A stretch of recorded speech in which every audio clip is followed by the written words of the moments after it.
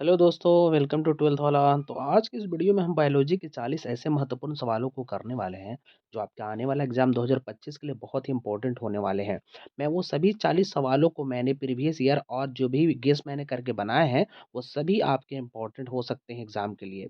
तो जल्दी से वीडियो को लाइक कर दीजिए, हमारे चैनल को आप जरूर सब्सक्राइब करके रखिएगा क्योंकि मैं ऐसे वीडियोज आपके लिए हमेशा लाता रहूँगा। तो डायरेक्ट वीडियो की तरफ बढ़ते हैं। अब वीडियो में से बढ़ने पहले आप मुझे कमेंट करके बताते रहिएगा कि इसका कौन-सा आंसर होगा और ये भी मुझे अंत में बताइएगा कि 40 में आपका कितना आया था नंबर। ये सभी सवाल आपको 5 नंबर दिलाएँगे, कम से कम 5 नंबर दिलाएँगे ये सभी सवाल। तो डायरेक्ट मैं वीडियो की तरफ बढ़ता हूँ। तो आज का पहला सवाल आप देख सकते हैं कि ईस्ट में प्रजनन मुख्यतः किसके माध्यम से होता है? इसके ऑप्शंस ऑप्शन ए मुकुलन, ऑप्शन बी विखंडीकरण, ऑप्शन सी परागन, ऑप्शन डी इन सभी के द्वारा। तो मैं आपका इंतजार कर रहा हूँ कमेंट का। आप कमेंट करके तब तक बताइए, मैं तब तक आंसर बताता हूँ। इसका सही आंसर होगा ऑप्शन ए मुकुलन, ऑप्शन नंबर ए।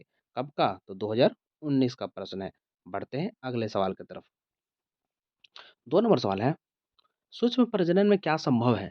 इसके ऑप्शन ऑप्शन ए अलैंगिक प्रजनन, ऑप्शन बी लैंगिक प्रजनन, ऑप्शन सी ये और बी दोनों, या ऑप्शन डी इनमें से कोई नहीं। इसका सही आंसर ऑप्शन नंबर ए अलैंगिक जनन प्रजनन, ऑप्शन नंबर ए। ये कब का पूछा हुआ है? तो 2021 का पूछा हुआ है। याद रखिएगा, डेट याद करना बड़ी जरूरी है। और हाँ, कमेंट करते रहिएगा मेरे सवाल का आंसर बताने से पहले। 3 नंबर सवाल है, पुष्पीय पौधों में नर युग्मक का निर्माण किसके विभाजन से होता है? इसके ऑप्शन ऑप्शन ए कायिक कोशिका, ऑप्शन बी लघु बीजाणु, ऑप्शन नंबर सी जनन कोशिका, ऑप्शन नंबर डी लघु बीजाणु मात्र कोशिका। इसका सही आंसर ऑप्शन नंबर सी जनन कोशिका, ऑप्शन नंबर सी। कब का पूछा हुआ प्रश्न है? तो 2022 का। याद रखिएगा, कमेंट करते रहिएगा। बढ़ते हैं आगे। 4 नंबर सवाल है, वेलिसिनेरिया में किस प्रकार का पर परागन होता है? इसके ऑप्शन ऑप्शन ए जल परागन, ऑप्शन बी वायु परागन, ऑप्शन सी कीट परागन, ऑप्शन डी पक्षी परागन। इसका सही आंसर ऑप्शन नंबर ए जल परागन, ऑप्शन नंबर ए। कब का प्रश्न है? तो 2019 का प्रश्न है। याद रखिएगा और कमेंट करते रहिएगा। मेरे आंसर बताने से पहले ही कमेंट कर दीजिएगा ताकि मुझे पता चल सके। बढ़ते हैं 5 की तरफ। स्त्रियों में रोजनी वृत्त की उम्र होती है। इसके ऑप्शन ऑप्शन ए 25 वर्ष, ऑप्शन बी 35 वर्ष, ऑप्शन सी 50 वर्ष, या ऑप्शन डी 70 वर्ष। इसका सही आंसर ऑप्शन सी 50 वर्ष। ये मैंने गेस करके बनाया है, मुझे लगता है ये सवाल आपके एग्जाम में आ सकते हैं। बढ़ते हैं आगे। 6 है, नर हार्मोन्स की उत्पत्ति कहाँ से होती है? इसके ऑप्शन सुने, अंडाशय, ऑप्शन बी शुक्राणु, ऑप्शन सी वृषण, या ऑप्शन डी वृक्क। इसका सही आंसर होगा ऑप्शन सी वृषण। ये भी 2016 में, सॉरी 2016 में पूछा हुआ सवाल है। तो बहुत साल हो चुके हैं सवाल के। तो हाँ, आपके एग्जाम में ये दोहरा सकते हैं। सभी इंपॉर्टेंट है, याद रखिएगा।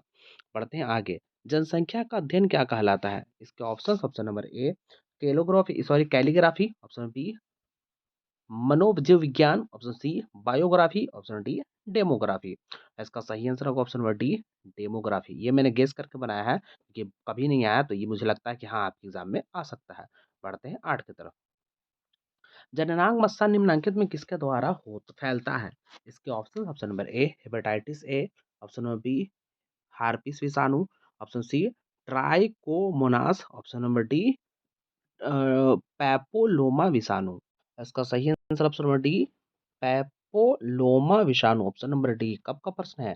तो 2022 में ये सवाल पूछा गया था, इंपॉर्टेंट है आपके लिए। बढ़ते हैं आगे। 23 की तरफ, सॉरी 9 की तरफ। स्त्री मनुष्य में कौन से सूत्र होंगे?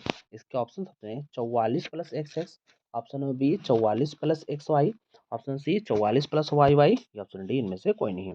इसका सही answer option number A 44 plus x x. कब का सवाल है? तो 2017 का।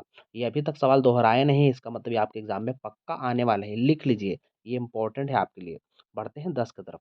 गुणसूत्र उत्परिवर्तन का कारण है? इसके ऑप्शन ऑप्शन नंबर ए असुगुणिता, ऑप्शन बी बहुगुणिता, ऑप्शन सी भौतिक प्रभाव, ऑप्शन डी ये सभी। इसका सही आंसर होगा ऑप्शन नंबर डी ही होगा, ये सभी, इनमें से सभी। ये इंपॉर्टेंट सवाल है, ये मैंने गेस करके बनाया है, तो ये आपके लिए बहुत ही इंपॉर्टेंट होने वाले हैं। बढ़ते हैं 11 की तरफ। डीएनए से आरएनए की भिन्नता है? इसके ऑप्शन ऑप्शन ए फॉस्फेट रहने में, ऑप्शन बी राइबोज रहने में, ऑप्शन सी डीऑक्सी राइबोज रहने में, या ऑप्शन डी साइटोसिन रहने में। इसका सही answer option C, option number C deoxyribose रहने में। ये भी सवाल 2009 में पूछा, सोचिए कितना पुराना सवाल है, अभी तक रिपीट नहीं किया। इसका मतलब जब भी आएगा तो 2025 में तो आएगा ही आएगा, याद रखिएगा, इंपॉर्टेंट है ये। पढ़ते हैं 12 की तरफ। डीएनए इनमें से किसका आनुवांशिक पदार्थ है? इसके option A TMV, option B bacteriophage, option C A और बी दोनों, या ऑप्शन डी इनमें से कोई नहीं। ये सवाल पहले आप वीवीआई लगा लीजिए और इसको कॉपी में या तो स्क्रीनशॉट ले लीजिए इसका। क्यों? क्योंकि मैं आपको बताता हूँ कब कब ये पूछा गया है। तो 2016 में, 17 में, 17 में 2 बार और दूसरी पाली में, और 2021 में। सोचिए 4 बार पूछा हुआ है आपके एग्जाम में। इसका मैं पहले आंसर बताता हूँ। ऑप्शन ए है बैक्टीरियोफेज। ये इंपॉर्टेंट कितना है, आप इस चीज़ का अंदाजा लगाइए कि कितनी बार ये पूछा गया है। इसका आप स्क्रीन शॉट अभी ले लीजिए। अभी मैं रुक जाता हूँ 1 सेकंड के लिए। आपने ले लिया होगा। आप बढ़ते हैं आगे उसके बाद वाले सवाल पे, वो भी बहुत इंपॉर्टेंट है। 13 नंबर सवाल है, इनमें से कौन सा नाइट्रोजन बेस आरएनए में नहीं पाया जाता है? ये भी सेम सालों में पूछा हुआ है। 16 में, 17 में 2 बार पूछा हुआ है। तो ये भी बहुत इंपॉर्टेंट है, आप लगा लीजिए इसको भी। इसका भी स्क्रीनशॉट ले लीजिए। इसका मैं आंसर पहले बता देता हूँ। ऑप्शन नंबर ए होगा थायमीन, ऑप्शन नंबर ए। इसका भी स्क्रीनशॉट ले लीजिए। ऑप्शन नंबर ए इसका सही आंसर है। याद रखिए ये दोनों सवाल तो पक्का आपके आने वाले एग्जाम में। बढ़ते हैं 14 की तरफ। ऑपरेशन मॉडल क्या प्रदर्शित करता है? इसके ऑप्शन में ए जीन की सिंथेसिस, ऑप्शन बी जीन का एक्सप्रेशन, ऑप्शन सी जीन के रेगुलेशन, या ऑप्शन डी जीन का फंक्शन। इसका सही आंसर ऑप्शन सी जीन का रेगुलेशन, ऑप्शन सी। ये कब कब पूछा हुआ है ये भी याद रखिएगा। 17 में पूछा गया है, फिर 17 में दूसरी पाली में, ये 2021 में। ये मैंने जो 3 सवाल कराए हैं अभी, वो सभी आपके एग्जाम में एकदम छपने वाले हैं, डायरेक्ट आपके एग्जाम में आएंगे ही आएंगे। ये लिख लीजिए, ये गारंटी इस चीज की कि ये आएंगे। बढ़ते हैं 15 की तरफ। एड्स विषाणु का आनुवांशिक पदार्थ है। इसके ऑप्शन ए एक कुंडलिनी डीएनए, ऑप्शन नंबर बी एक कुंडलिनी आरएनए, ऑप्शन नंबर सी द्विकुंडलीय आरएनए, या ऑप्शन नंबर डी द्विकुंडलीय द्विकुंडलीय डीएनए, या ऑप्शन नंबर डी द्विकुंडलीय आरएनए। इसका सही आंसर होगा ऑप्शन नंबर डी द्विकुंडलीय आरएनए। आरएनए। ये कब पूछा गया था? 2000 आपके 22 में हालिया में पूछा गया है। लेकिन हाँ, आपके एग्जाम में बहुत इंपॉर्टेंट साबित हो सकते हैं, क्योंकि अभी 2-3 साल हो चुके हैं, तो हाँ, पक्का रिपीट होंगे। 16 की तरफ बढ़ते हैं। क्षय रोग का संक्रमण मुख्यतः किसके द्वारा होता है? इसके ऑप्शन ए हवा के द्वारा, ऑप्शन बी जल के द्वारा, ऑप्शन सी कीटों के द्वारा, ऑप्शन डी संपर्क के द्वारा। इसका सही आंसर ऑप्शन ए हवा के द्वारा। ये कब कब पूछा गया था? 2019 में, 21 में। ये मैंने गेस करके बनाया है, मुझे लगता है कि आपके एग्जाम में पक्का आने वाले हैं, इसलिए मैंने इसको लगाया है। मैं पहले ही बता रहा हूँ कि इस वीडियो से कम आपको 5 नंबर मिलने वाले हैं, कम से कम 5 नंबर। 17 है, मिट्टी को उपजाऊ बनाने में सहायक है। इसके ऑप्शन है कीटनाशक, ऑप्शन बी जैविक खाद, option C yeast, option D देखते हैं इनमें से सभी।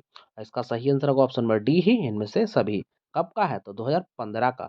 सोचिए 2015 से अभी तो दोहराए नहीं है, इसका मतलब सोचिए कितना इंपॉर्टेंट हो सकता है। क्योंकि अभी तक दोहराए नहीं, इसको पक्का 2025 में आने वाला है। मिट्टी को उपजाऊ बनाने में सहायक होते हैं तो सभी। 18 पढ़ते हैं। भारतीय भैंस का जंतु वैज्ञानिक नाम क्या है? इसके ऑप्शन है Bubalus bubalus, option B Bos indicus, option C Bos taurus, option D Gallus गैलस।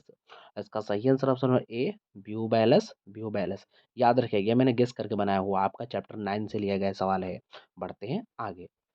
Taichung इनमें से किसकी किस्म है? इसके ऑप्शन है धान की, ऑप्शन नंबर बी गेहूं की, ऑप्शन सी मक्का की, ऑप्शन डी ईख की।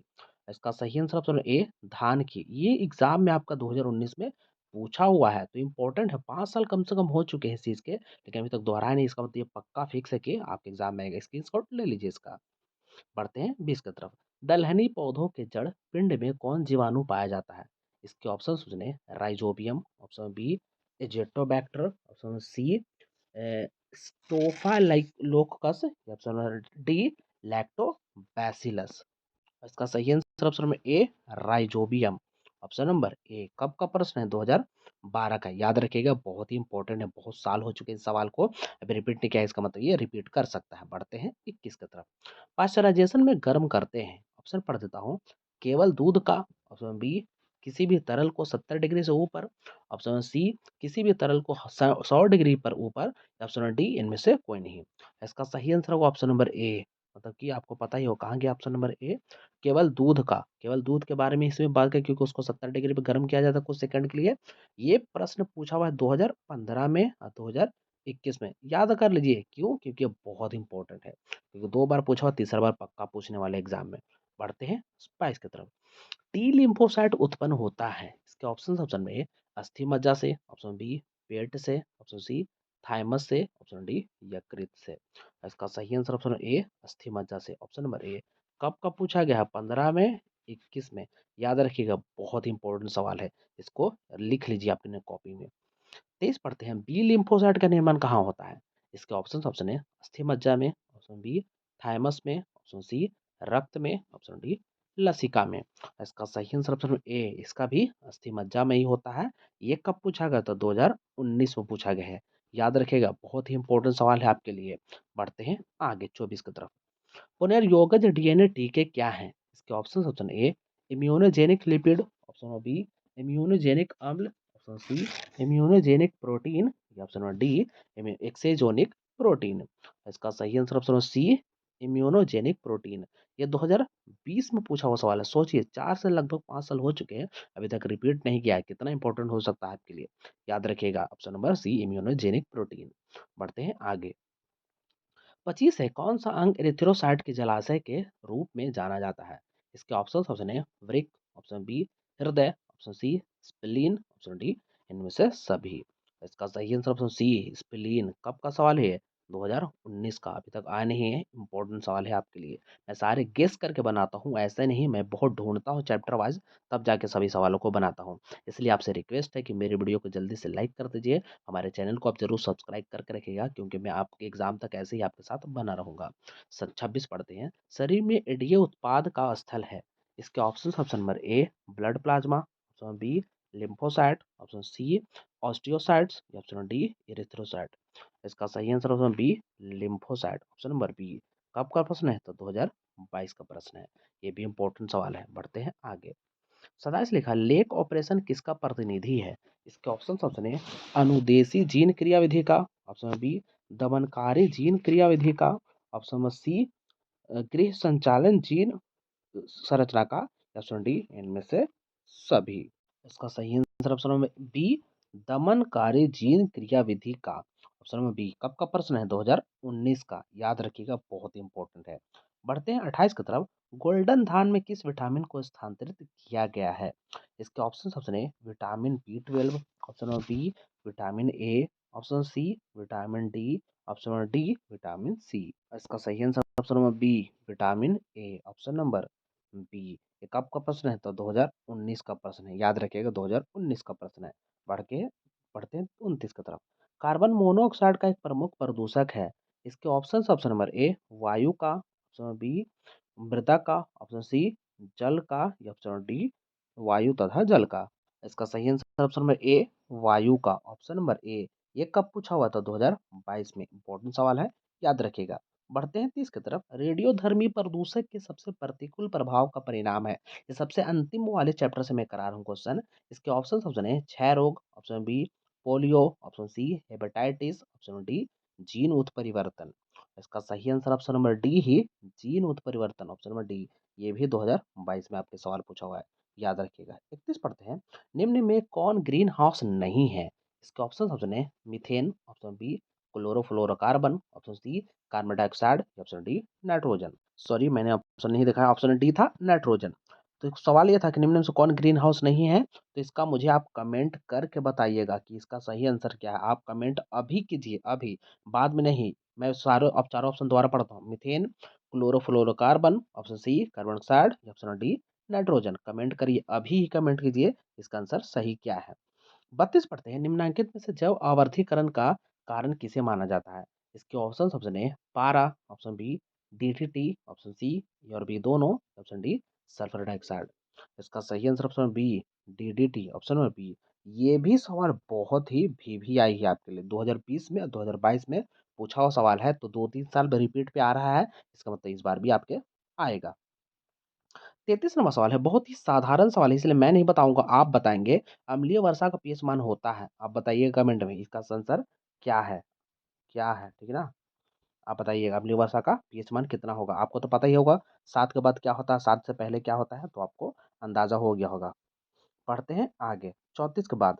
34 तरफ, प्रकाश रासायनिक धुंध में क्या नहीं पाया जाता है? इसके ऑप्शन है PNA, option B sulphur dioxide, option C sulphur dioxide, option D carbon dioxide. इसका सही answer option number A, option number A PNA option number A, ये भी 2020 का प्रश्न है, याद रखिएगा, बहुत ही इंपॉर्टेंट होने वाला है। 35 बढ़ते, ग्रीन मफलर किस प्रकार के प्रदूषक के निदान हेतु प्रयुक्त होता है?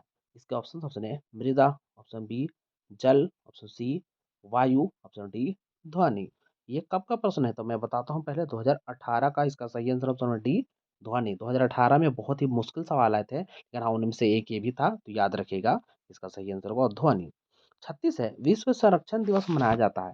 इसके ऑप्शन नंबर ए 3 दिसंबर को, ऑप्शन सी बी 29 दिसंबर को, ऑप्शन सी 26 दिसंबर को, ऑप्शन डी 5 जून को।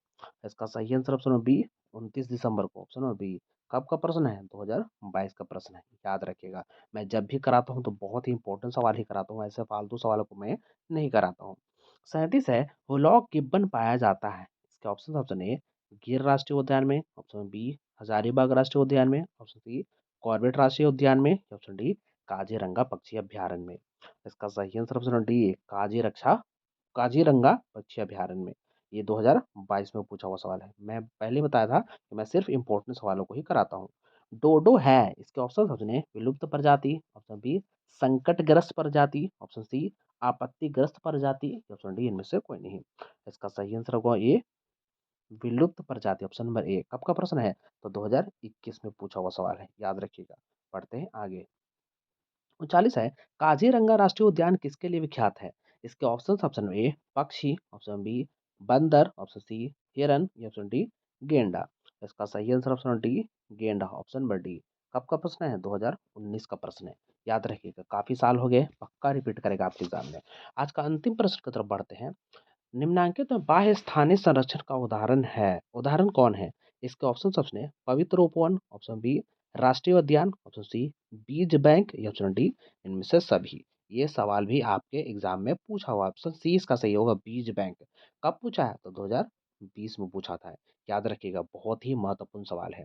तो आज के जितने भी इंपॉर्टेंट गेस करके मैंने जो सवाल बनाए थे सभी खत्म हुए। आप मुझे अभी कमेंट करके बताइएगा कि 40 में कितना सही हुआ। अभी कमेंट कीजिए, 1 मिनट रुक जाता हूँ मैं। अभी कमेंट कीजिए, और अगर वीडियो आपको पसंद है तो वीडियो को लाइक कर दीजिएगा, और हमारे चैनल को जरूर सब्सक्राइब करके रखिएगा, क्योंकि मैं ऐसे वीडियोस आपके एग्जाम तक लाता रहूंगा जो आपके लिए बहुत ही इंपॉर्टेंट साबित होंगे। मिलते हैं अगले वीडियो में। धन्यवाद।